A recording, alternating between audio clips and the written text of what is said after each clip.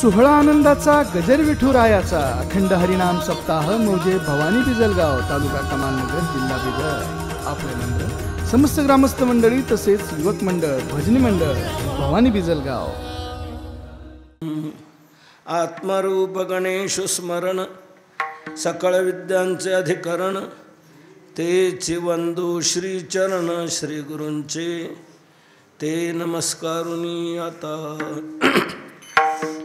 गायनाचे वाहे टाळी साधन कडे उत्तम हे काय जाणो तरले किती नावायती या बैसा. प्रस्तुत सेवेकरता घेतलेला अभंग हा देहूचे सुप्रसिद्ध साधू संत हृदय सम्राट विश्ववंद्य विश्वसंत विश्वभूषण जगद्गुरु तुकोबाराय यांचा आहे. या अभंगातून तुकोबाराय नामचिंतने या साधनाची सुलभता आणि सफलता दाखवून श्रेष्ठता गातात.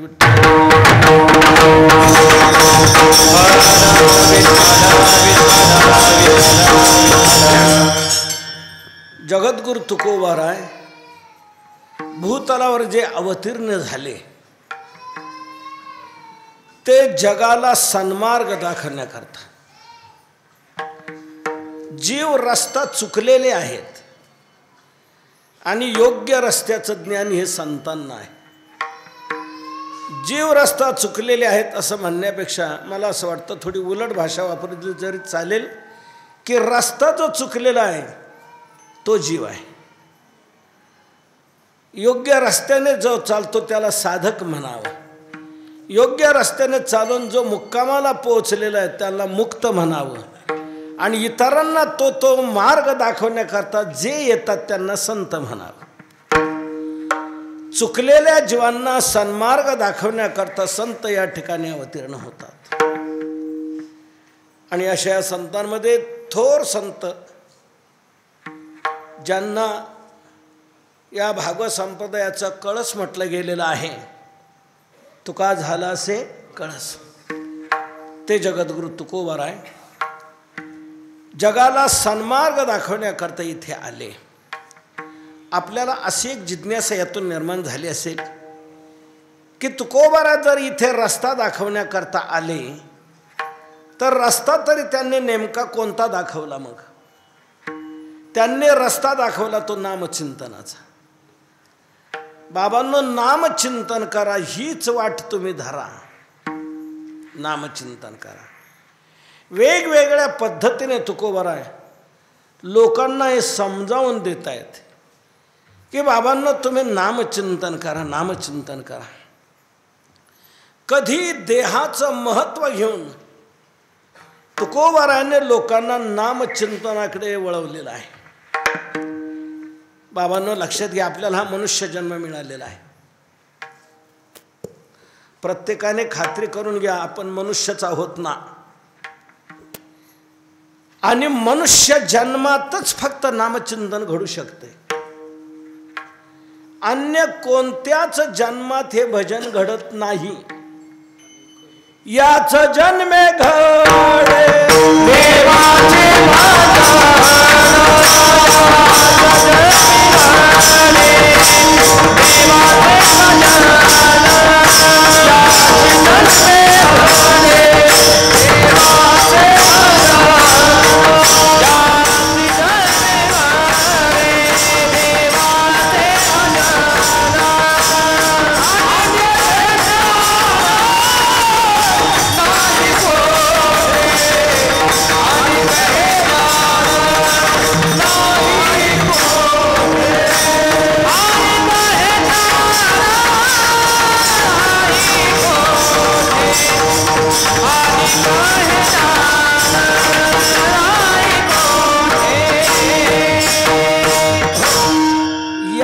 जन्मे घडे देवाचे भजन अनेक हे ज्ञान नाही कोठे. याच जन्मात फक्त हे भजन घडू शकते. अन्य कुठल्याही जन्मात हे घडत नाही. या तुकोबारायांच्या विधानावर तुमचा काय दावा आहे का? की हे विधान मागं घ्या, अन्य जन्मातही घडू शकतं असे आमच्या कर्नाटकातील काय तुम्हाला पुरावे देतो. असे काही पुरावे तुमच्याकडे आहेत का? अन्य जन्मातही हे भजन घडतंय. गावोगावच्या दिंड्या पंढरपूरला जात आहेत, आळंदीला जात आहेत. या दिंड्या जाताना गाढवांना दिसल्या आणि त्या गाढवांनी काय विचार केला, ही माणसंच मग काय म्हणून दिंड्या नेतात, आपणही नेऊ. म्हणून त्या गाढवांनी एक मीटिंग घेतली, त्यांच्या समाजाची मीटिंग घेतली, भजनी मंडळ स्थापन केलं, नगरला जाऊन टाळ आणले, पंढरपुराहून विना आणला, आमच्या महाराजांना बरोबर नेलन, पखवाजही घेतला आणि काढली दिंडी. कोणी? गाढवांनी. पाहण्यात आली? गाढवांनी दिंडी काढलेली पाहण्यात आली का? नाही. गाढवांची दिंडी नाही. अनेक गावोगाव सप्ताह होतात. ते सप्ताह चाललेले काही डुकरांना दिसले. ते डुकरं म्हणाले, हे माणसंच काय म्हणून सप्ताह करतात, आपणही करू. म्हणून त्या डुकरांनीही मिटिंग घेतली आणि त्यांनी सप्ताह सुरू केला. त्यांच्या त्या शहरातल्या टोलेजंग डुकरांना निमंत्रण दिलं आणि त्यांचे कार्यक्रम ठेवले. असं घडले. गाढवांची दिंडी नाही, डुकरांचा सप्ताह नाही. नामचिंतन घडतं ते फक्त या मनुष्य जन्मातच घडतं. याच जन्मे घडे देवाचे भजन, आणि काही ज्ञान नाही कोठे. म्हणून आपण थोडंसं चिंतन करा. याच जन्मात भजन घडतं आणि असा जन्म जर आपल्याला मिळालेला आहे तर आपण आता काय करायला हवं? नामचिंतन करायला पाहिजे की नाही? दुर्दैव असं आहे, आपल्याला हा मनुष्य जन्म मिळालेला आहे पण आपल्याला याची किंमत कळत नाही. किंमत कळत नाही. ज्यांना याची किंमत कळते त्यांना हा देह मिळत नाही. या देहाची किंमत ज्यांना कळते त्यांना हा देह मिळत नाही. आपल्याला मिळालेला आहे तर आपल्याला याची किंमत कळत नाही. असं झालं. या देहाची किंमत कळाली स्वर्गातल्या देवांना. इच्छिताती देवा मृत्यूलोकी व्हावा जन्मामा. स्वर्गातले देव या देहाची इच्छा करतायत, आम्हाला मनुष्य जन्म मिळावा. देवांनो, जर तुम्हाला मनुष्य जन्म मिळाला तर तुम्ही काय करणार? ते सांगतात, नारायण नामे होऊ जीवन मुक्त, कीर्तने अनंत गाऊ गीती. आम्हाला मनुष्य जन्म जर मिळाला तर आम्ही नामचिंतन करणार. त्यांना या देहाचं महत्त्व कळलंय म्हणून ते अपेक्षा करतात, पण त्यांना हा देह मिळत नाही. आपल्याला मिळालेला आहे तर आपल्याला याची किंमत कळत नाही. या देहात आपण नको ते सटरफटर करत राहतो, भलतच करत राहतो, पण नामचिंतन करत नाही आणि ही संधी गमावून बसतो. म्हणून तुकोबारांना कीव येते. म्हणतात, बाबांनो, अरे मनुष्य जन्म मिळालेला आहे आणि याच जन्मात फक्त भजन घडू शकते, म्हणून आपण नामचिंतन करा. असं तुकोबाराय वेगवेगळ्या पद्धतीने लोकांना सांगतात. कधी तुकोबाराय म्हणतात, बाबांनो, इतर काही करायचं राहिलं तर राहू द्या. या मनुष्य जन्मात इतर काही करायचं राहिलं तर राहू द्या, पण नामचिंतन करायचं राहू देऊ नका. हकारोनी सांगे तुका, नाम घेता राहो नका. इतर काय करायचं राहिलं तर राहू द्या. संसारामध्ये बरंच करायचं राहत असतं. तुकोबार म्हणतात, राहू द्या, त्याने काय बिघडत नाही. समजा बंगला बांधायचा राहिला, राहू द्या ना, राहिलं तर राहिलं. मग राहायचं कसं काय? मग ज्या घरात आजपर्यंत राहत आलो ते,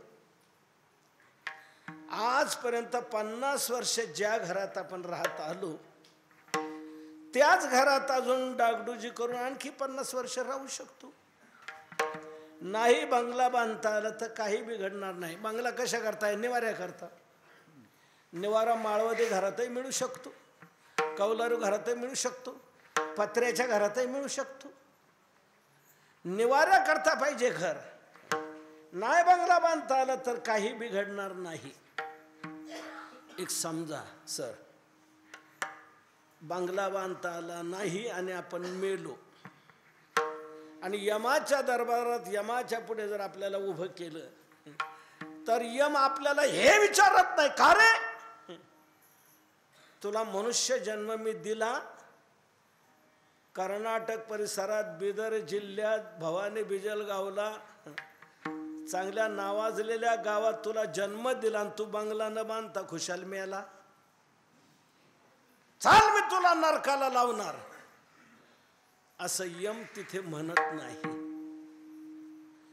पण यम तिथे मात्र नेमकं हे म्हणतो, का रे तुला कर्नाटकात बिदर जिल्ह्यात भवानी बिजलगाव जिथे धार्मिक स्थान नामसप्ताह होणारं स्थान तिथे तुला जन्म दिला आणि तू नामचिंतन केलं नाही, वारी केली नाही. यम त्याला जाब विचारतो. यमधर्म म्हणे तया दोषीयासी, कारे केशवासी चुकले ती कथा पुराण श्रवण, होते तुम्हा कान डोळे मुख, कान डोळे मुख संतांचे संगती नधराच चित्ती सांगितले. बालक्रीडेच्या अभंगात म्हटलेलं आहे. यम हा जाब विचारतो, तुला मनुष्य जन्म दिला आणि तू नामचिंतन केलं नाही. लगेच यम दूतांना बोलावून घेतो आणि सांगतो की न्यायांना आणि द्या चांगले फटके. मग यमदूत नेतात. मग त्यांना काय दयामाया आहे का? बाहेर काढता कुडी प्राणा हो डाळ झापडे जैसे धान्या चोर यातना धरी देतो. त्यांना दयामाया नाही. मग नेतात ते का हाराचं ताट आणून पूजा करतात का? नाही. मारिती तोडीती झोडीती निष्ठुर, यमाचे किंकर बहुसाल. कितीतरी वर्ष त्यांना मारतात, तोडतात नाही झोडतात. 3 क्रियापद वापरली तुकोबारायांनी, मारिती तोडीती आणि झोडीती. मला एक शंका येते थोडीशी. मारिती आणि तोडीती ही 2 क्रियापद, या दोन्ही क्रियापदाचे वेगवेगळे अर्थ आहेत. तोडण्याकरता शस्त्र लागतं, मारणं हाताने घडतं, आपण तोडण्याकरता शस्त्र लागतं. म्हणून मारिती ही क्रिया वेगळी आहे, तोडीती ही क्रिया वेगळी आहे. पण मारिती झोडीती यात काय फरक आहे? मारणं तोडणं यात फरक आहे, पण मारणं झोडणं याच्यात काय फरक आहे? मग एकाच अर्थाचं समानार्थी क्रियापद का वापरतात? द्विरुक्ती का होते? तर त्यांच्या म्हणण्याला द्विरुक्ती म्हणणं हा आपला मोठा दोष होईल. संतांच्या वचनाला दोष म्हणणं याच्या इतका दोष कोणता नाही. भगवंताच्या कृपाप्रसादातून ती निर्माण झालेली वाणी आहे. तुका म्हणे माझी कोणी वदविली वाणी, प्रसादा वाचुनी तुमच्या विठ्ठला. पाहे निगम कळा बोले विठ्ठल प्रसादे. भगवंताच्या कृपा प्रसादातून ती निर्माण झालेली वाणी. मग मारिती आणि तोडीती यात फरक आहे, पण मारिती आणि जोडीती यात काय फरक आहे? तर मारिती आणि जोडती याच्यात थोडासा सूक्ष्म फरक आहे. सूक्ष्म फरक असा आहे, मारण्यात सभ्यता असते आणि झोडण्यात आडदांडपणा असतो. योग्य प्रकारे योग्य ठिकाणी शिक्षा करणं याला मारणं म्हणतात, आणि कुठेही मारणं आणि कसंही मारणं याला झोडणं म्हणतात. म्हणून मारण्यातून झोडण्यात फरक आहे. यमदूत त्याला कसंही झोडतात. का बरं? याने कसंही केलंय तर का कसंही जोडू नये. काही पेत होता, काही खात होता, काही करत होता, कसाही वागत होता, मग याला कसंही का जोडू नये. म्हणून यमदूत त्याला झोडतात देखील, कसंही मारतात आणि कुठेही मारतात. मारिती तोडीती झोडीती निष्ठुर, यमाचे किंकर एक दिवस नाही बहुसाल म्हटले. कितीतरी वर्ष त्याला मारतात, तोडतात, झोडतात. म्हणून बाबांनो, या मनुष्य जन्माचं महत्त्व लक्षात घ्या आणि वाया घालू नका, नामचिंतन करा. असं देहाचं महत्त्व घेऊन तुकोबारा लोकांना नामचिंतनाकडे प्रवृत्त करतात. तर कधी तुकोबारा आहे चिडून देखील म्हणतात. किती वेळा सांगायचं तुम्हाला, शिवी देतात. शिवी देऊन देखील तुकोबारा आहे, चिडून म्हणतात. किती वेळा सांगायचं तुम्हाला, किती सांगू तरी नाही कती. तर कधी तुकोबारांनी हाही विचार करावा, शिव्या देऊनही काही फरक पडणार नाही लोकांना. आता कोणत्या मार्गाने यांना कोणत्या पद्धतीने सांगावं म्हणजे नामचिंतनाकडे वळतील. जसा पेशंट डॉक्टरकडे गेल्यानंतर डॉक्टर त्यांच्या पद्धतीने चेक करतात. चेक केल्यानंतर गोळ्या औषधं देतात, इंजेक्शन देतात, 5 दिवसाचा कोर्स देतात. फरक पडेल, नाही फरक पडला तर पुन्हा या. 5 दिवसानंतर पुन्हा आला, अहो डॉक्टर साहेब नाही फरक पडला, असं होय, ठीक आहे आपण आता बदलून औषध देऊ. दुसऱ्या वेळेला आणखी बदलून औषधं देतात.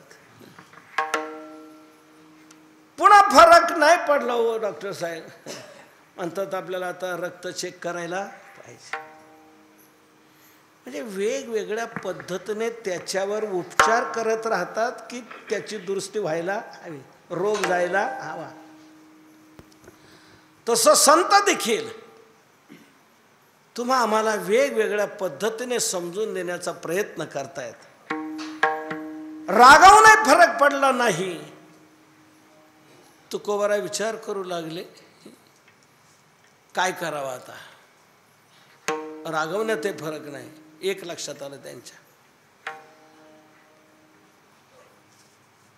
किती मनुष्य हेखेखोर असू द्या, कितीही कोणाचं न मानणारा असू द्या,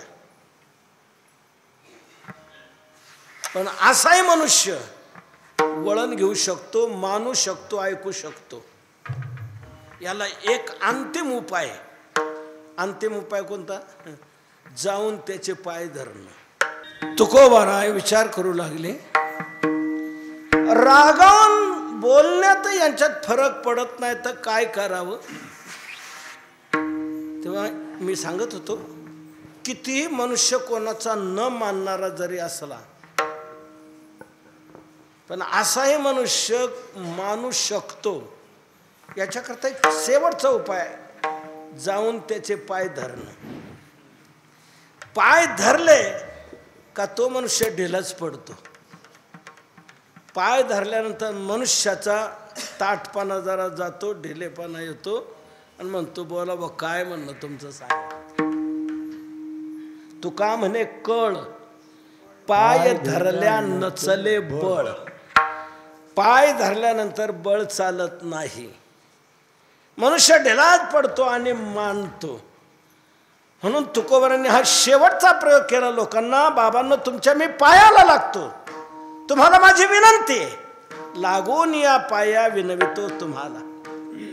एक थोडंसं बारकाईने लक्षात घ्या, तुकोबारा किती खाली आलेत. तुमच्या पाया पडतो म्हणतात. मला एक सांगा, पाया कोणी कोणाच्या पडायचं असतं? जो छोटा आहे त्याने मोठ्याच्या पाया पडायचं असतं, आहे की नाही? आणि मोठ्याने छोट्याला आशीर्वाद द्यायचा असतो. ही आपली हिंदू संस्कृती आहे. छोट्याने मोठ्याच्या पायाला लागायचं आणि मोठ्याने छोट्याला आशीर्वाद द्यायचा. मग मला एक सांगा, तुकोबारा आपल्या पायाला लागतात म्हणजे आपण तुकोबारांपेक्षा मोठे झालो का? त्यांच्यापेक्षा मोठे नाही आपण. त्यांच्यापेक्षा कोण मोठं आहे? सर्वात मोठे ते आहेत. कळस म्हटले ना, सर्वात शेवटी कळस असतो.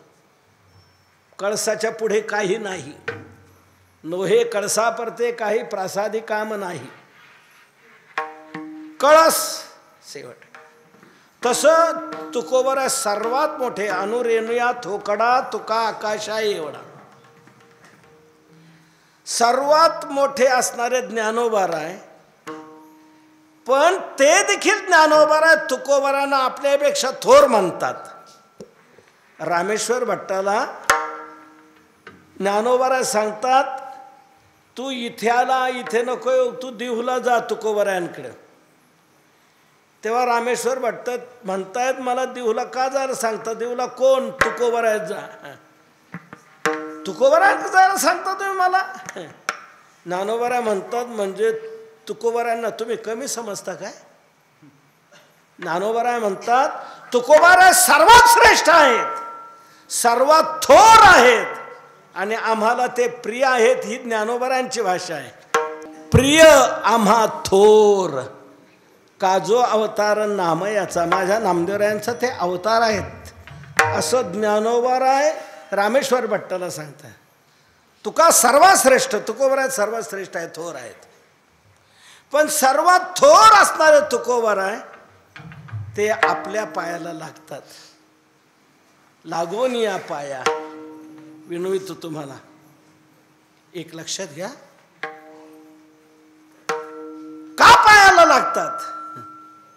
तर त्यांची तळमळ आहे. आपण वाया जाऊ नये, आपलं कल्याण व्हावं, हित व्हावं, म्हणून ते पायाला लागतं. एक लक्षात घ्या. संतांची किती खाली यायची तयारी आहे, किती खाली यायची तयारी आहे. कशा करता? समाजामध्ये परिवर्तन होण्याकरता, समाजाचं भलं होण्याकरता, कल्याण होण्याकरता संत किती खाली यायला तयार आहे.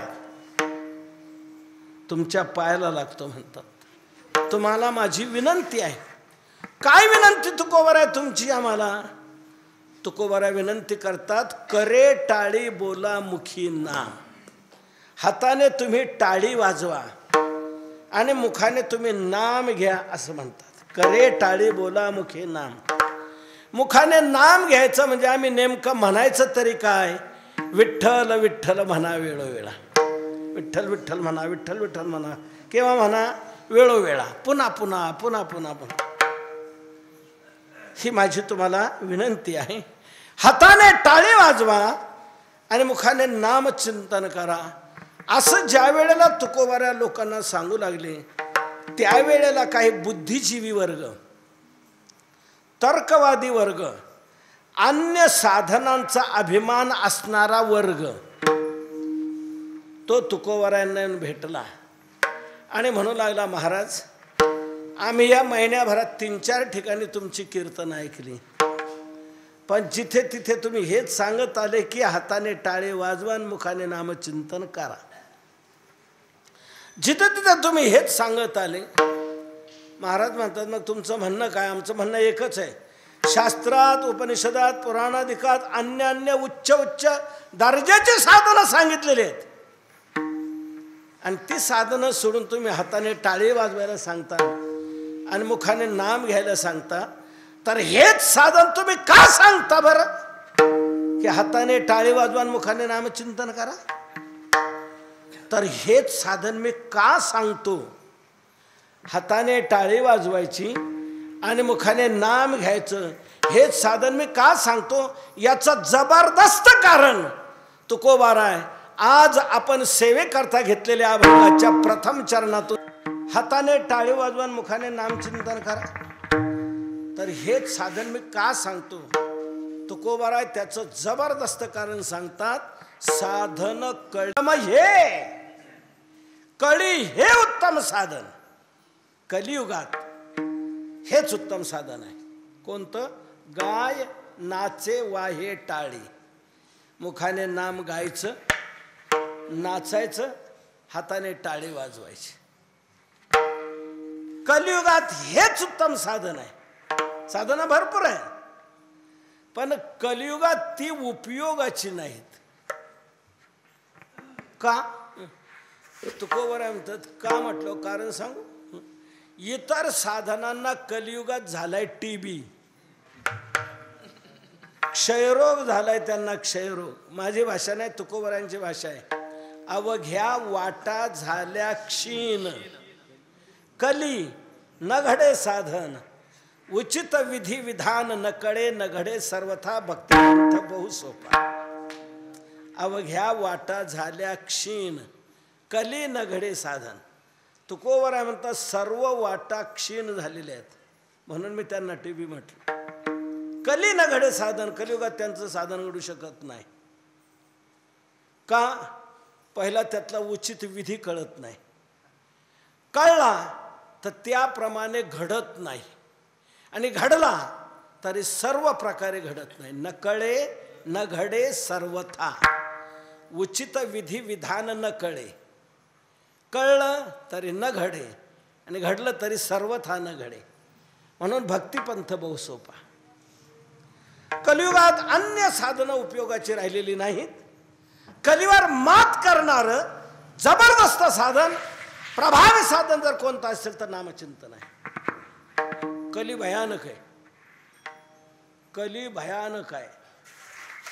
चांगल्या चांगल्यांच्या बुद्धीत भ्रंश निर्माण करणारा कली आहे.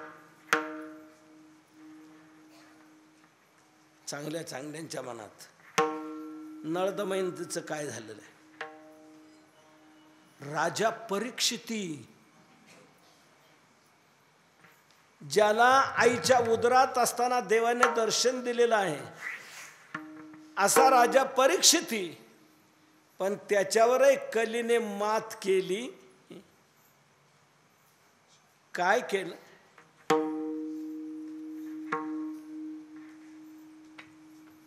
मेलेला सर्प उचलला आणि ऋषीच्या गळ्यात अडकवला.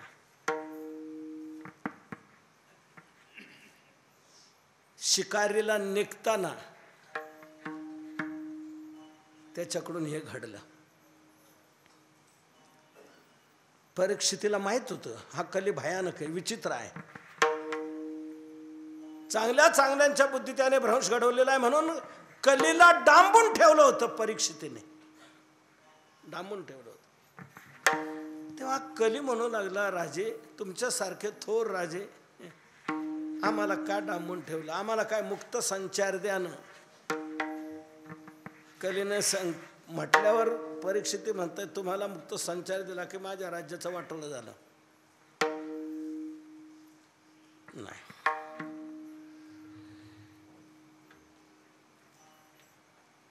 म्हणे मग काय अशी एखादी चांगली तरी जागा द्या आम्हाला, निदान थोडीशी कुठे वावरता येईल अशी. फार आग्रह धरल्यानंतर परीक्षितीने 3 जागा दिल्या कलीला. चोरी, चहाडी आणि शिंदडकी यामध्ये राहा. कली म्हणला या 3ही घाणच जागा, एकही चांगली नाही त्याच्यात, एखादी चांगली जागा द्या. असं म्हटल्यानंतर परीक्षिती कसा भारावला गेला आणि परीक्षितीने सांगितलं तुला मी सोन्यात राहायला जागा देतो. मग सोन्यात राहायला जागा दिली. तो सोन्यात जाऊन राहिला. परीक्षितीचा सोन्याचा मुकुट समोर होता, तो त्या सोन्याच्या मुकुटात तो लगेच जाऊन राहिला आणि तोच मुकुट डोक्यावर चढवून परीक्षिती शिकारीला गेला. शिकारीला गेला असताना तहान लागली, पाणी व्याकुळ झालेलं आहे, पाणी पाणी करतो आहे, कुठे पाणी मिळेना. एक पताका दिसली, आश्रम दिसला, चला तिथे पाणी मिळेल, कोणीतरी साधू तिथे असावेत. आला तिथे, ऋषी ध्यानस्थ होते, समाधीमध्ये होते. हा परीक्षिती त्याला, मुनीजी मला पाणी द्या, पाणी द्या, मी राजा परीक्षिती आहे, तहानेने व्याकुळ झालेलो आहे. पण ऋषी समाधी अवस्थेमध्ये होते, बाह्य जगताची काही खबर नव्हती, म्हणून ते काहीच प्रतिसाद देऊ शकले नाही. परीक्षितीच्या डोक्यावर असलेला मुकुट त्या मुकुटात असलेला कली त्या कलीने दिला ना धक्का परीक्षितीला. तुम्ही राजे स्वतः त्यांच्या आश्रमात आलात, मागूनही पाणी मिळत नाही, किती उद्दंड झाले ते ऋषी. एरवी आपल्याला आल्यावर सांगतात आलेल्या अतिथीचं अभ्यागताचं स्वागत करावं, सन्मान करावा, आणि यांच्याकडे मागूनही पाणी मिळत नाही. हे सर्पाच्या जातीचे आहेत, यांना यांची जागा दाखवली पाहिजे. दिला ना कलीने धक्का परीक्षितीला, बिघडला ना परीक्षिती. बरोबर आहे म्हणे, मागूनही पाणी मिळत नाही, सर्पाच्या जातीचे आहेत. इकडे तिकडे पाहिलं, मेलेला सर्प दिसला, उचलला आणि ऋषीच्या गळ्यात अडकवला. एक लक्षात घ्या, एरवी ऋषीमुनींची साधू संतांची आदराने सेवा करणारा राजा परीक्षिती, परंतु कलीने कसा भ्रंश घडवला. कलीने बुद्धीत फरक केला आणि ऋषीमुनींची अवहेलना करतो आहे. मेलेला सर्प गळ्यात अडकवतो आहे. अडकवला आणि गेला. ऋषीपुत्र अरण्यातून आल्यावर पाहतात माझ्या पित्याची कोणी निर्वसना केली. मेलेला सर्प गळ्यात अडकवला.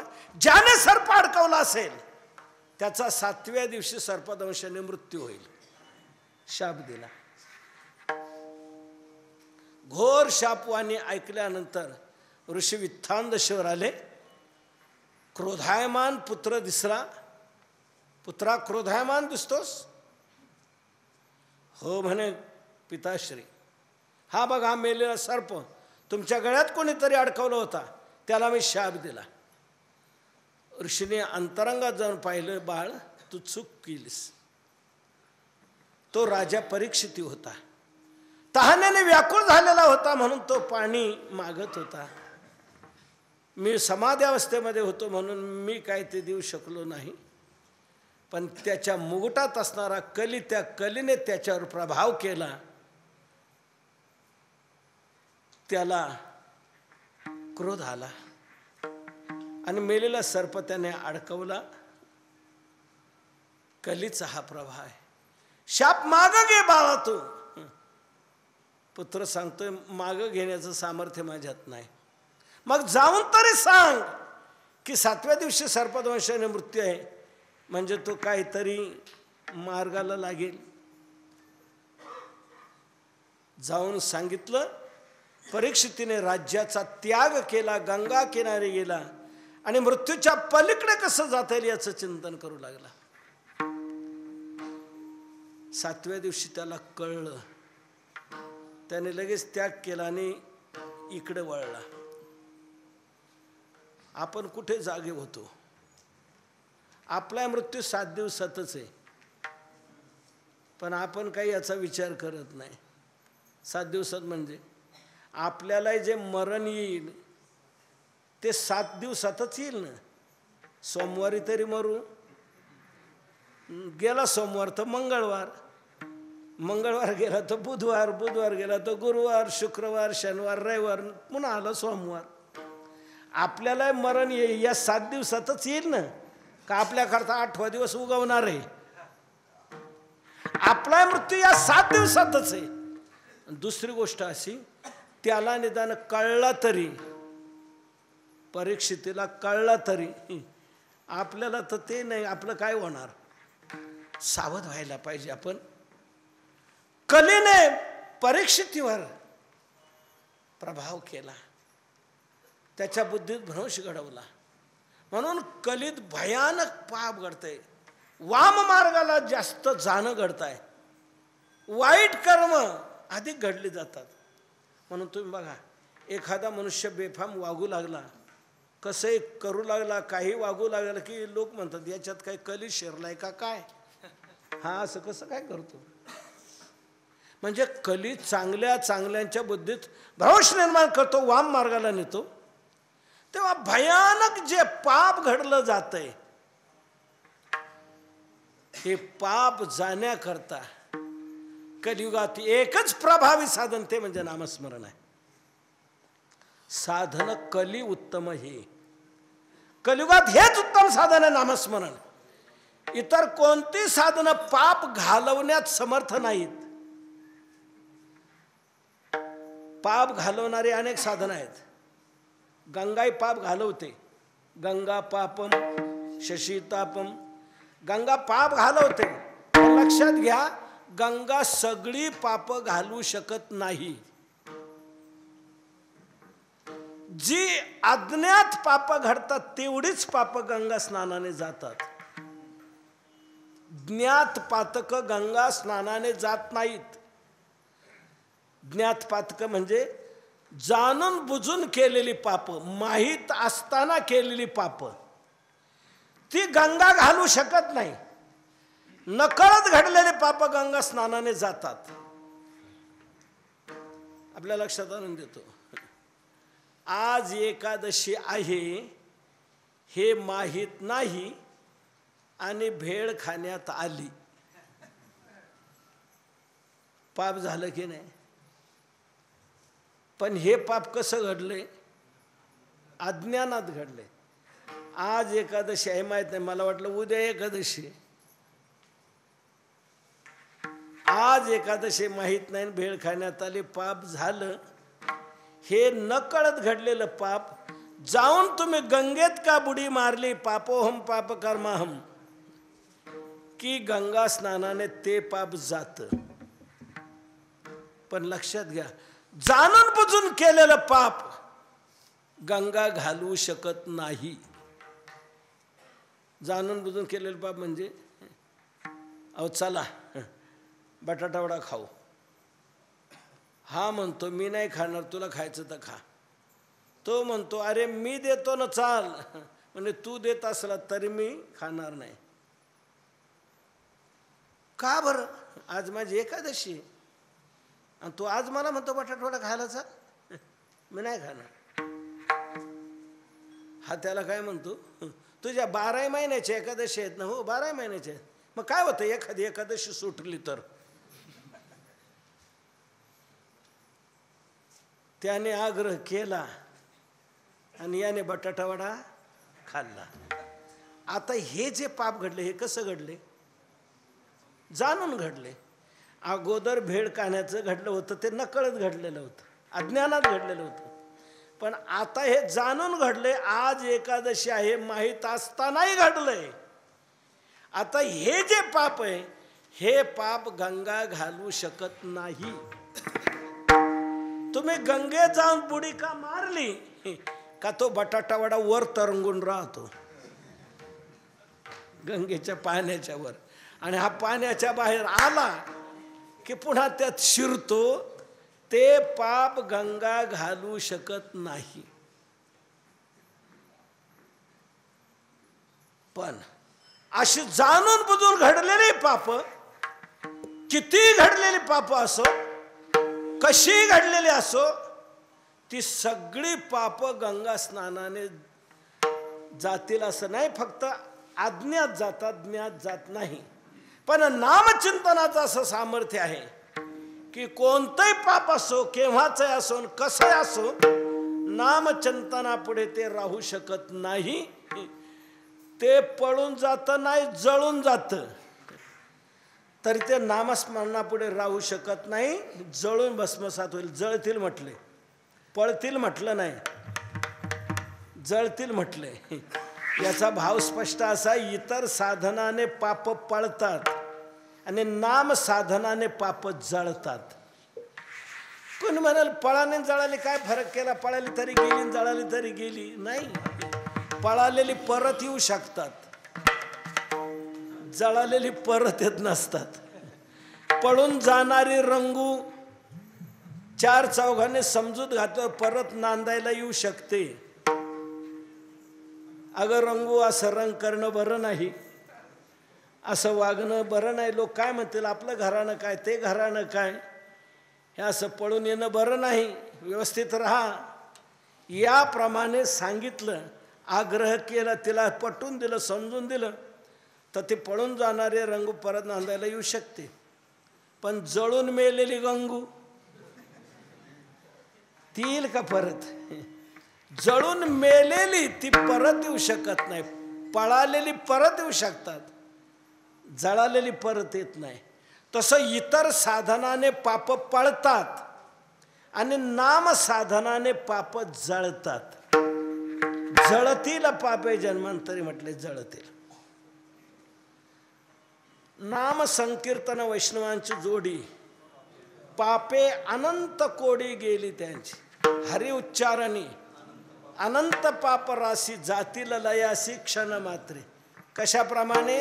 तृण अग्नी मेळे समरस झाले तैसे नामे केले जपता हरे. तृणाला अग्नी लागला असताना तृण जसं जळून भस्मसात होतं, तसं तुमचं पाप किती असलं तर नामस्मरणाने ते जळून भस्मसात होईल. पाप काही शिल्लक राहणार नाही, किती पाप असू दे. कोणी म्हणेल किती कसं काय? प्रत्येकाची क्षमता असते, त्या क्षमतेपेक्षा अधिक तो करू शकत नाही. क्षमतेप्रमाणेच केलं जाणं, त्याच्यापेक्षा अधिक करू शकत नाही. किती पाप कसे काय नामचिंतन जातील, किती जाऊ शकतो, शिरत नाही डोक्यात. प्रत्येकाची क्षमता त्यापेक्षा अधिक करू शकत नाही. मी तुम्हाला एक विचारतो, बा 100 किलोचं ज्वारीचं पोतं डोक्यावर घेऊन तू कमलनगरला जाशील का? 100 किलो पोतं नाही? ठीक आहे, 100 किलो नाही जाणार, नाही जाणार. 25 किलो नाही जाणार. 5 किलो, 5 किलो तर नेऊ शकशील की नाही? हां, म्हणजे त्यांनी त्यांची क्षमता 5 किलोची सांगितली. मी 5 किलो ज्वारी डोक्यावर घेऊन कमलनगरला जाऊ शकतो. तुम्ही 10 किलो, 20 किलो, 20 किलो, तुम्ही 40 किलो. माझा मुद्दा आपल्या लक्षात आले असेल.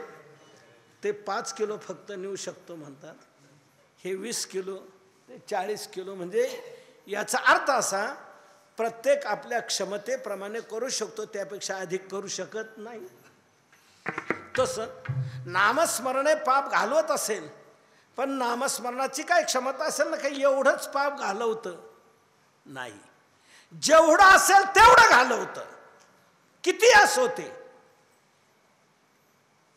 अनंत पापाच्या राशीच्या राशी जरी असल्या तरी जा, किती असू द्या. मी एक विचारतो, एकाने वन विभागाचा लिलाव घेतला, फॉरेस्ट खात्याचा लिलाव घेतला. 1000 हेक्टर क्षेत्र होतं, तिथला लिलाव घेतला. शासनाने वनीकरण तिथे चांगलं केलं होतं. अनेक बंधारे घातले होते, पाणी अनेक प्रकारे साचलेलं होतं. डोंगर देखील अगदी मातीचा चांगला होता, मधून मधून खडक, पण मातीचा झाप भाग होता. वनीकरणाच्या योजनात त्याने वेगवेगळी फळं झाडे लावली होती. ते पाणी होतं. एकाने त्याचा लिलाव घेतला. काजूचे तोडले, हिरडे तोडले, काजू तोडले, पोतीची पोती भरली. गवतही खास आलं होतं, ते गवतही कापलं, त्याच्या पेंड्या बांधल्या आणि त्याची गंजी घातली. 1000 हेक्टर क्षेत्र होतं. जवळजवळ 5 लाख पेंड्या निघाल्या. 5 लाख टोळे गंजी घातली. तुम्ही गंजी म्हणता का, काय म्हणता इकडे? बनी.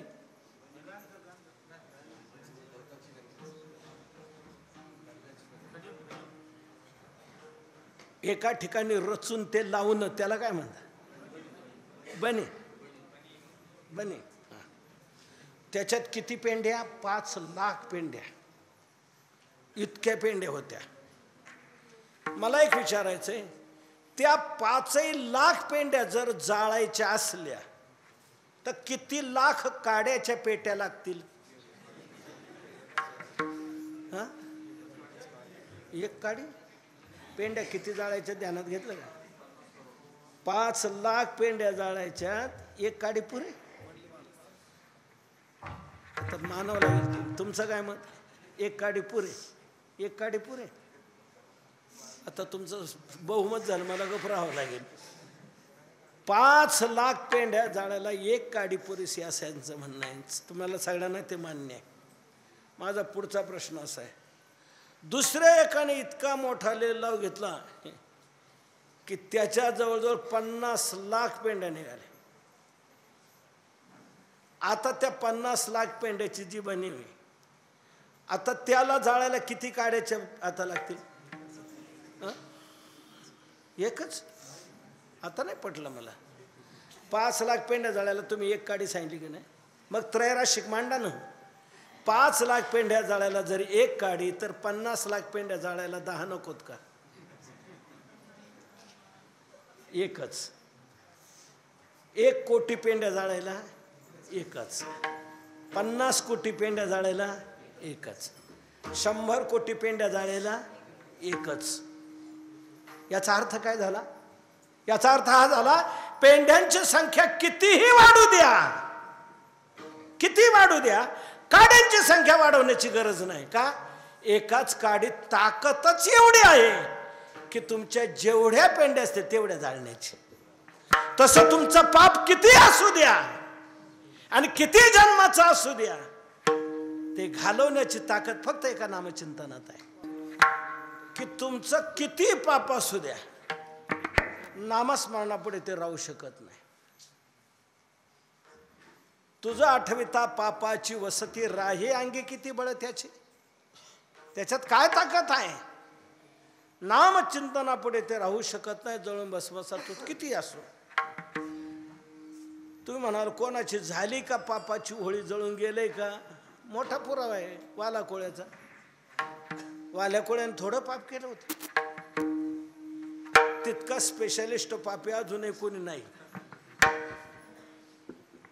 त्याने एक ब्राह्मण मारला की त्याच्या जवळची जी देवपूजेची पेटी सांभाळी, त्याच्यातला शालिग्राम त्याने रांजणात साठवून ठेवावा.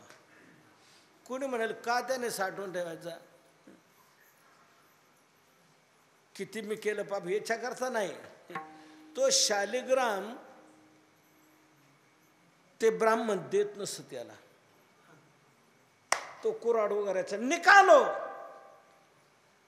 ब्राह्मणाने सगळं द्यावं पण ते देवपूजेच्या पेटीला या पाप्याचा स्पर्श व्हायला नको म्हणून ते देवपेटीला तो हात लावू द्यायचा नाही, ते द्यायचे नाही.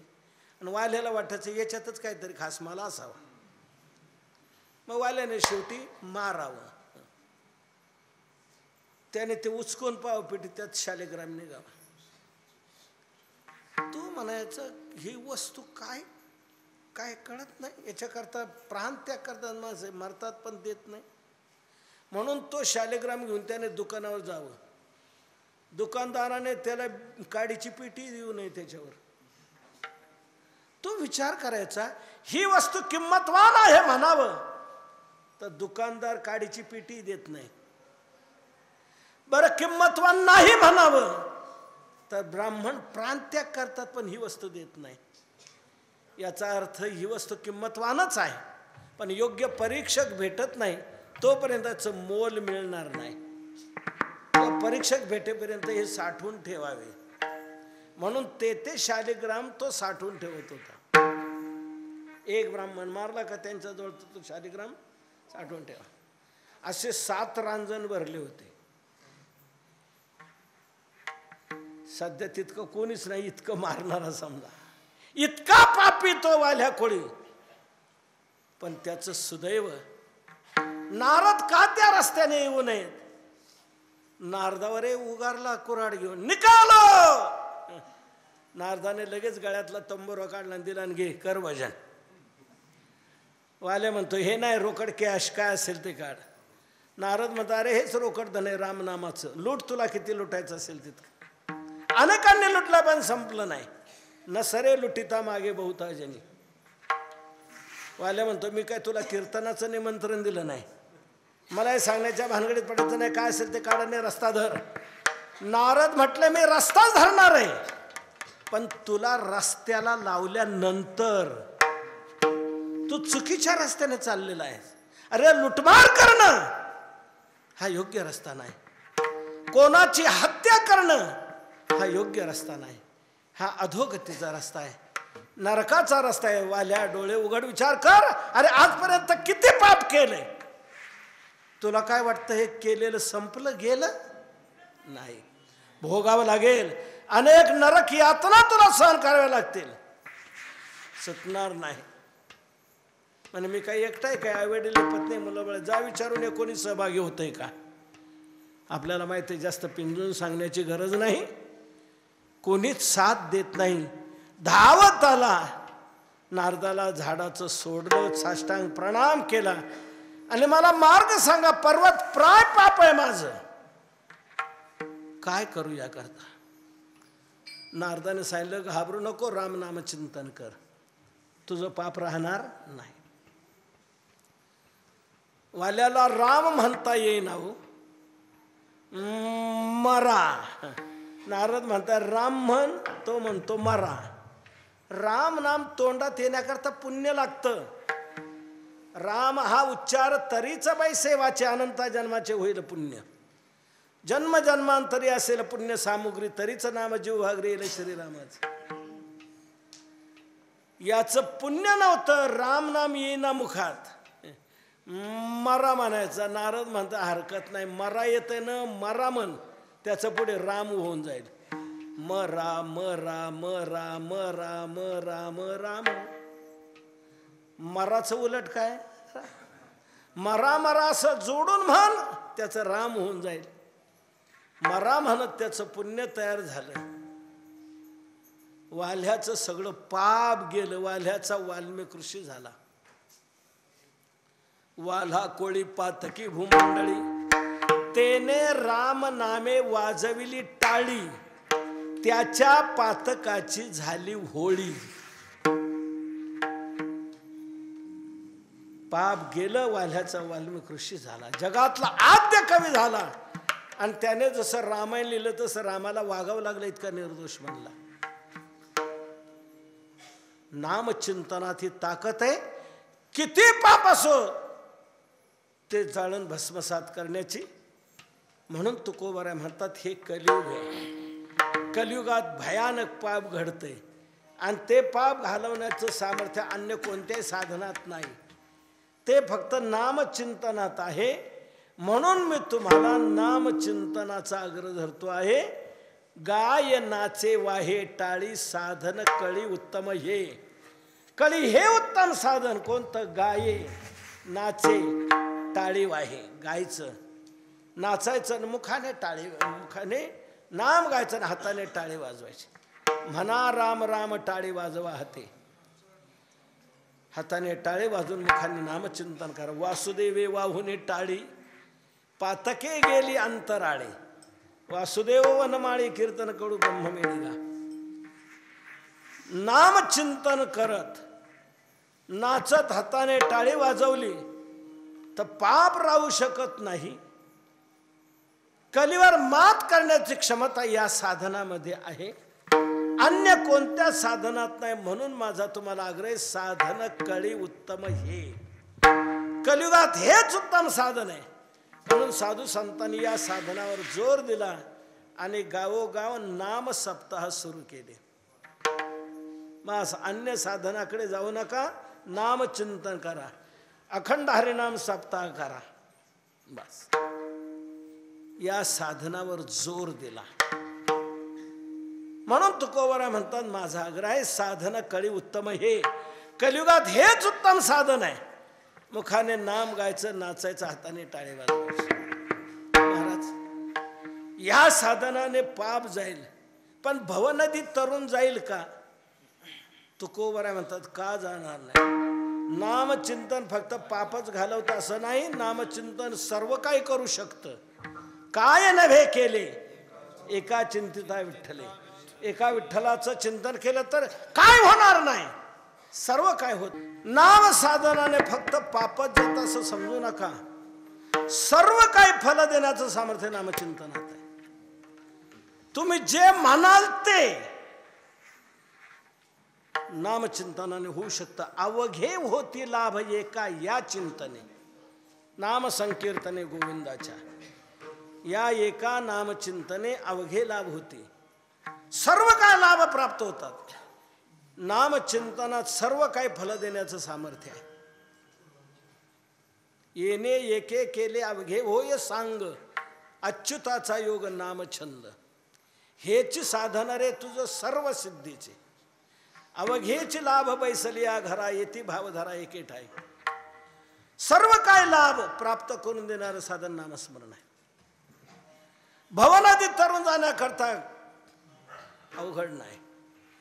या नामचिंतनाने कितीतरी तरुण गेलेले आहेत. काय जाणो तरले किती, किती तरले काय जाणो, कितीतरी तरुण गेलेले. आपण काय जाणू शकणार आहे. नामेची तारिले कोट्याने कोटी, ऐसे अनंत अपार नामे तरले चराचर. नामे तरला नाही कोण ऐसा देवा निवडून. तरले तरती गा आणि काही विश्वासी, तरले तरती हा भरवसा नामधारकाचा ठसा. कितीतरी तरुण गेले, आपण काय जाणू शकणार आहे. नामचिंतनात शक्ती आहे, सामर्थ्य आहे. म्हणून या बसा आणि जा पैलतीराला. नाव ऐती या बैसा. इथे नामाला नाव म्हटले. नाव म्हणण्याचा अर्थ असा आहे, नाव ही सगळ्यांना तारून नेते. तसं नामचिंतन सर्वांना तारून नेणार आहे. सकळास येथे या अधिकार, सर्वांना अधिकार आहे. या रे लहान थोर, याती भलती नारे नर, करावा विचार न लगे जिंदागा. सर्वांना नाव जसे पैलतीराला नेते, तसं नामचिंतन साधन सर्वांना पैलतीराला नेणारे आहे. म्हणून नामाला नाव म्हटले. आणि ती नाव रानात जायचं नाही, लाकडं आणायची नाही, मिस्त्री गाठवायचा नाही. आयती आहे, तुकोबारांचा शब्द आहे नाव आयती. आयती म्हटलेलं आहे, तुम्हाला तयार करायची नाही. आयती तयार आहे, फक्त यायचं आणि बसायचं. नाव आयती या बैसा. आयती नाव लागलेली आहे. बरं नाव आहे, पण नुसते नाव तारू शकत नाही, त्याला नावाडी लागतो. तुकोबारा म्हणतात नावाडी तयार आहे. तो नावे मधून हात वर करून पालवतो आहे. या उभारोनी बाहे विठो पालवित आहे. कमरेवर हात ठेवून तो विटेवर उभा आहे. घाबरू नका, भवसागर एवढंच आहे. प्रमाणम भवाब्धे रिदम मामकानम. भवसागर तरता कार्य करीत सा चिंता. पहिलं उभा दाता कटिकर ठेवूनी, त्याचे पायी घाला मिठी मोल नेघे जगजेठी. भावा एकासाठी खांदावा. या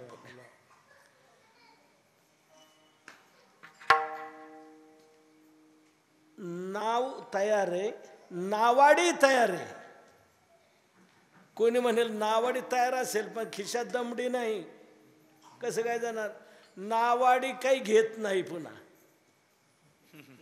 फुकटाचा नावाडी. हा विठ्ठल नावाडा फुकाचा, आळविल्यासाठी वाचा. हा फुकटाचा नावाडी आहे. त्याचे पायी घाला मिठी मोल नेघे जगजेठी. भावा एकासाठी खांदावाया मोल नेघे. फुकटाचा नावाडी आहे. नाव आयती आहे, नावाडी फुकटाचा आहे. मग तुम्हाला जाऊन बसायला काय अडचण आहे का. म्हणून तुकोबारा म्हणतात नाव आयती या बैसा. आयती नाव लागलेली आहे. या बसाने जा पैलतीराला. नामचिंतन साधनाला नौका म्हटले. नामाची या सहस्रवरी नावा या अवधारी. सजून या संसारी तारू झालो. नामरूपी नौका आहे. भगवान हा नावाडी आहे. आणि पैशात पलीकडे नेणार आहे, मग अडचण काय आपल्याला बसायला. तेव्हा तुकोबरा म्हणतात, काय जाणो तरले किती नाव आयती या बैसा. आयती नाव लागलेलं या बसा आणि जा पैलतीराला. पण का हो तुकोबरा आहे, जरी आयती असली तरी काही ना काहीतरी आम्हाला कष्ट घ्यावे लागतीलच ना. तुकोबरा म्हणतात, नामचिंतन साधन करताना की या साधना करता कुठलेच कष्ट लागत नाहीत. सायासाचे नाही काम घेता नाम विठोबाचे. विठोबाचे नाम घेता सायासाचे काम नाही. विठोबाचं नाम घेत असताना सायासाचं काहीच काम नाही. नलगती सायास जावे वनांतरा सुखे येतो घरा नारायण. काहीच सायास लागत नाही. असं साधन नामचिंतन आहे. इतकी सुलभता कोणत्या साधनात नाही. नामचिंतना इतकी सुलभता कोणत्याच साधनात नाही. नाम संकीर्तन साधन पै सोपे. सोपं साधन आहे नाही म्हणे, पण याच्यापेक्षा एखादं सोपं साधन असेल ना, तुकोबरा म्हणतात नाही सगळ्यापेक्षा हेच सोपं आहे. तुका म्हणे सोपे आहे सर्वाहुनी. शहाणा तो धने घेतोय. सर्वाहुनी सोपे आहे. सर्व साधनापेक्षा सोपं साधन म्हणजे नामचिंतन आहे. सर्व साधनात सोपं कसं याची चतुसूत्री मी तुम्हाला सांगतो. सर्व साधनात हे सोपं कसं. कोणीही घ्या, पहिली सुलभता. केव्हाही घ्या, दुसरी सुलभता. कुठेही घ्या, तिसरी सुलभता. आणि कसंही घ्या, ही चौथी सुलभता. कोणीही घ्या, कोणी घेऊ शकतो. लहान घेऊ शकतो, तरुण घेऊ शकतो, म्हातारा घेऊ शकतो, कोणी घेऊ शकतो. सकाळास येथे श्रीमंत घेऊ शकतो, गरीबही घेऊ शकतो, ब्राह्मण घेऊ शकतो, क्षत्रिय घेऊ शकतो, वैश्य घेऊ शकतो, कोणी घेऊ शकतो. ही पहिली सुलभता. दुसरी सुलभता केव्हाही घ्या. सकाळी घ्या, दुपारी घ्या, संध्याकाळी घ्या, केव्हाही घ्या. भलत्या काळी नामावळी सुलभ भोळी भाविका. काळ वेळ नाम उच्चारिता नाही. केव्हाही घेऊ शकता. इतर साधनं केव्हाही चालत नाहीत. इतर साधनं कोणी करू शकत नाही. त्यांचे साधना, त्या साधनांचे शास्त्रात अधिकारी सांगितलेले आहेत. अधिकाऱ्याप्रमाणे साधनं सांगितलेले आहेत. अधिकार तैसा करू पदे. विचारसागर नावाचा ग्रंथ आहे. त्याच्यात अधिकारी, विषय, प्रयोजन, संबंध असे 4 सांगितलेले आहे. त्यात अधिकारी कोण याची व्याख्या केलेली आहे.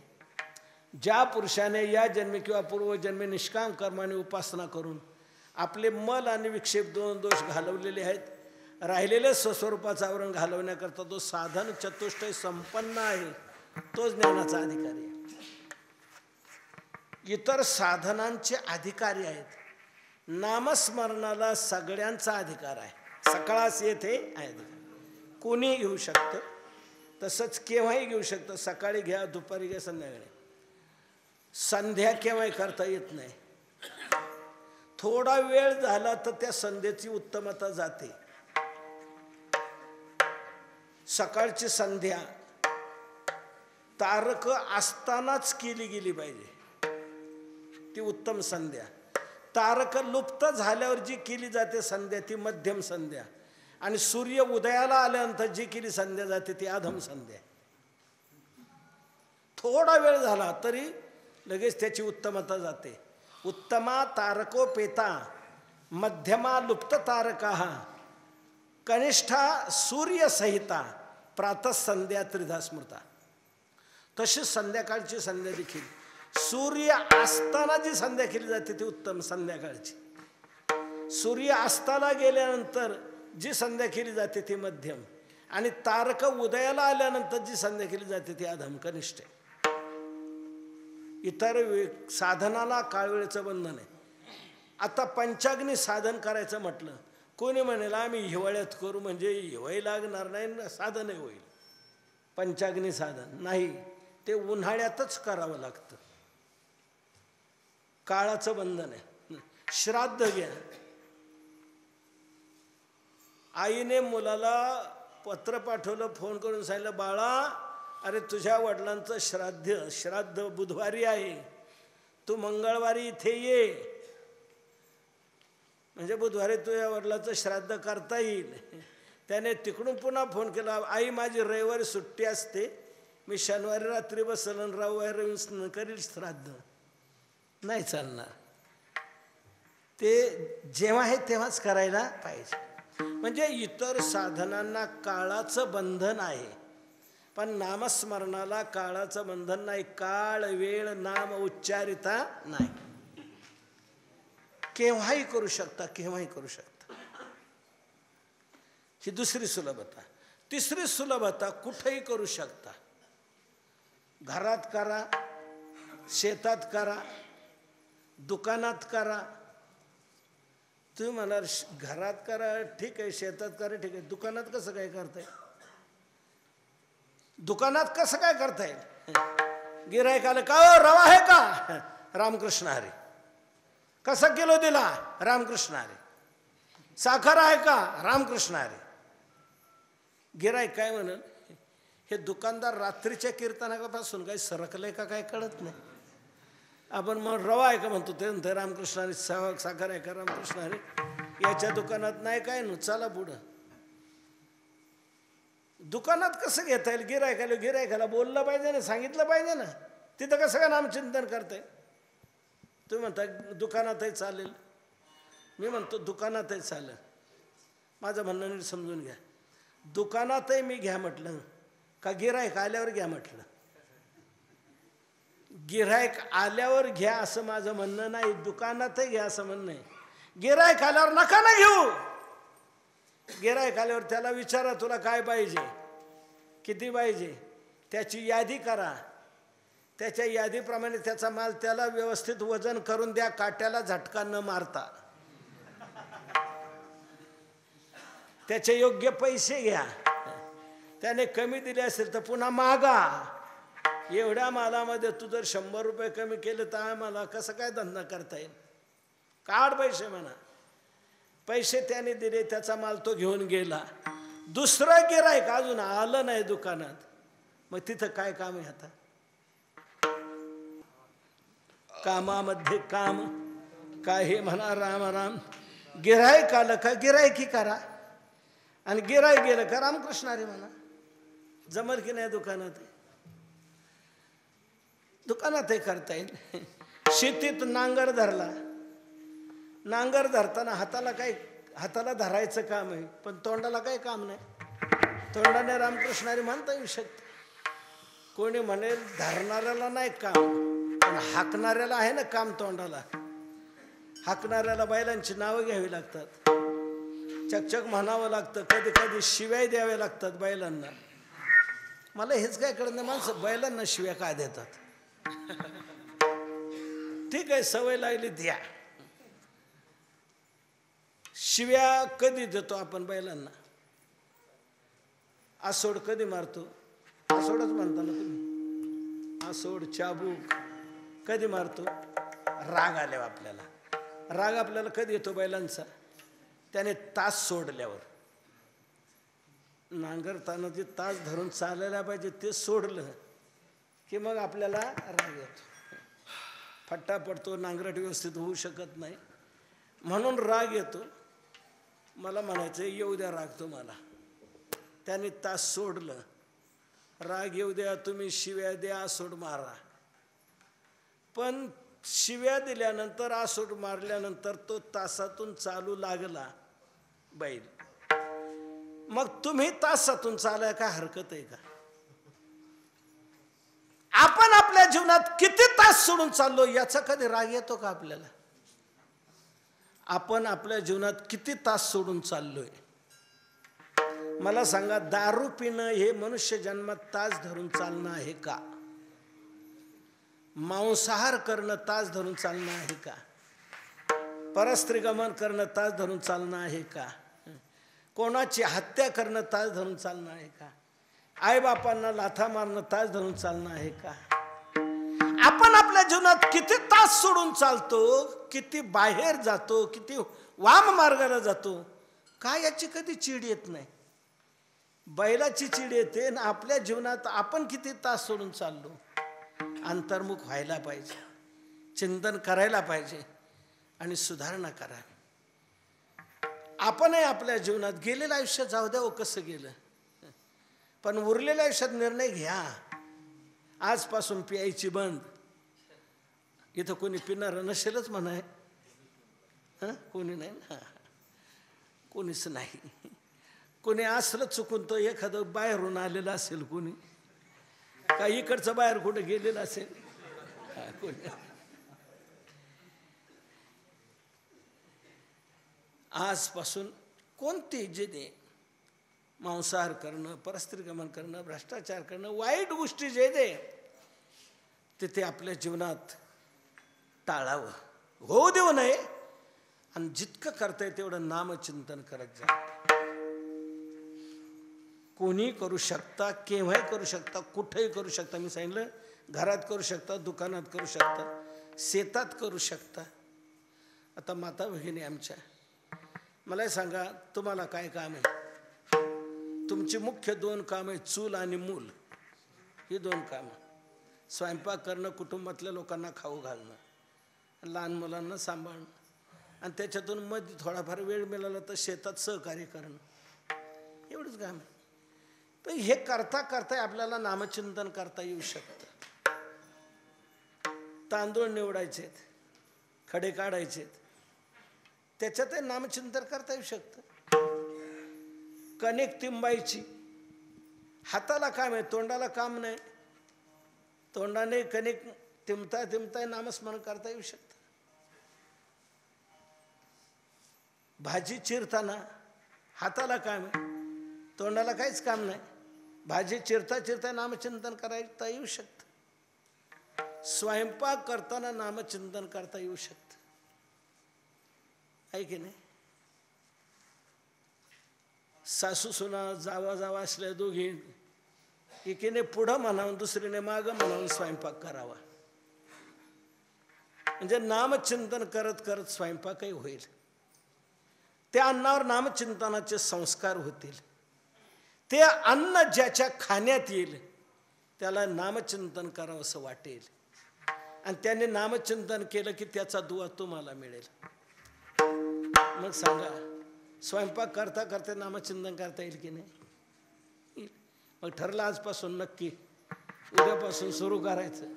नामचिंतन करत करतच स्वयंपाक करायचा, की ते संस्कार अन्नावर होतील. त्या स्वयंपाक करताना नामचिंतन करता येऊ शकतं, धुणं धुताना करता येऊ शकतं, भांडी घासताना करता येऊ शकतं. तेव्हा कुठेही घ्या, कोणी घ्या, केव्हाही घ्या, कुठे घ्या. आणि चौथं सांगू, कसंही घ्या, कसंही करा. राम म्हणा नाही तर मरा म्हणा, विठ्ठल म्हणा नाही तर इठाई म्हणा, नाही तर किठाई म्हणा. विठाई किठाई माझे कृष्णाई कान्हाई, येईल तैसा बोल रामकृष्ण, नाही तयाविन भुकेला विठ्ठल. येईल तैसा बोल रामकृष्ण, जसं म्हणता येईल तसं म्हणा. कसंही म्हटलं तरी उपयोग होऊ शकतो. म्हणून इतकी सुलभता कोणत्या साधनात नाही, फक्त ते नामसाधनात आहे. सायासाचे नाही काम घेता नाम विठोबाचे. कोणी घ्या, केव्हाही घ्या, कुठेही घ्या, कसंही घ्या. मग अशी सुलभता जर नामचिंतनात आहे. महाराज, एक थोडंसं बोलू का? इतकी तुम्ही या साधनाची श्रेष्ठता सांगता, याच्यापेक्षा एखादं श्रेष्ठ साधन नाही का? तुकोबरा म्हणता, याच्यापेक्षा श्रेष्ठ? अरे सर्वात श्रेष्ठ निर्याणाचं, निर्वाणीचं प्रभावी शस्त्र जर कोणतं असेल तर एक नामचिंतनच आहे. हे तुकोबरा अभंगाच्या शेवटच्या चरणात सांगतात. तुका म्हणे निर्वाणीचे शस्त्र साचे हे एक. अभंगाच्या शेवटच्या चरणात तुकोबरा सांगतात, हे एक निर्वाणीचे साचे शस्त्र. हे एक म्हणजे हे एक नामस्मरण. निर्वाणीचं म्हणजे अंतिम समयाचं प्रभावी असं शस्त्र आहे. शस्त्र निर्वाणीचं म्हणजे जिथे सर्व साधनं हातबल होतात तिथं जे साधन उपयोगाला येतं त्याला निर्वाणीचं म्हटलं जातं. तसं नामचिंतन हे निर्वाणीचं साधन आहे. तो का म्हणे बाण हाची निर्वाणीचा, हे निर्वाणीचं अंतिम समयाचं प्रभावी असं साधन आहे. शस्त्र हे निर्वाणीचा बाण, निकट समय अवसान. या साधनाच्या तुलनेला कोणतंच साधन येऊ शकत नाही. गोकोटी दानम ग्रहणेस्यु काशी प्रयाग गंगायुत कल्पवास यज्ञायुतम मेरु सुवर्ण दानम गोविंद नामनान कदापि तुल्यम. भगवंताच्या नामाच्या तुलनेला कोणतंच साधन येऊ शकत नाही. एक सुंदर अभंग आहे तुकोबरायांचा की नाम साधनाच्या तुलनेला कोणतंच साधन येऊ शकत नाही. समुद्र वलयांकित पृथ्वीचे दान करिता समान नये नामा. म्हणावनी कोणी नकारावा आळस म्हणा रात्रंदिवस नाम. सकळही शास्त्रे पठन करिता वेद सरी नये गोविंद नामे एके. सकळही तीर्थे प्रयागादी काशी करिता नामासी तुळतीना. करवती कर्मरी देहासी दंडन करिता समान नये नामा. तुका म्हणे ऐसा आहे श्रेष्ठाचार नाम हेची सार विठोबाची. सर्व साधनाचं सार आहे नामचिंतन. या साधनाच्या तुलनेला कोणतंच येऊ शकत नाही. एक सांगू, देवही तुलनेला येत नाही. देव देखील नामाच्या तुलनेला येत नाही. देवाच्या नामात जी शक्ती आहे ती देवापेक्षाही अधिक आहे. रामापेक्षा रामाच्या नामात शक्ती अधिक आहे. देवाला देखील आपल्या नामाचा महिमा कळत नाही. तुझ्या नामाचा महिमा न कळे तुझं मेघश्यामा. तो का म्हणे आम्हा जन्म गोडयासाठी. रामापेक्षा रामाच्या नामात शक्ती अधिक आहे. रामही तुलनेला येऊ शकत नाही. म्हणून हेच एक म्हटलंय. तुका म्हणे निर्वाणीचे शस्त्र साचे हे एक. मोठी कथा आहे आपल्याला सांगायला तर वेळ नाही, वेळ झालाय अधिक. राम देखील राम नामाच्या तुलनेला येत नाही. राम प्रभू यांनी प्रतिज्ञा केली हनुमंताला मारण्याची, परंतु हनुमंत राम नाम घेत होता म्हणून राम नामाच्या तुलनेत रामही आले नाही. रामही मारण्याचा प्रयत्न करू शकले नाहीत. रामालाही माघार घ्यावी लागली. इतके राम नामात शक्ती अधिक आहे. म्हणून तुकोबरा म्हणतात तुका म्हणे निर्वाणीचे शस्त्र साचे हे एक. काय जाणो तरले किती नावायते ह्या बैसा ज्ञानेश्वर.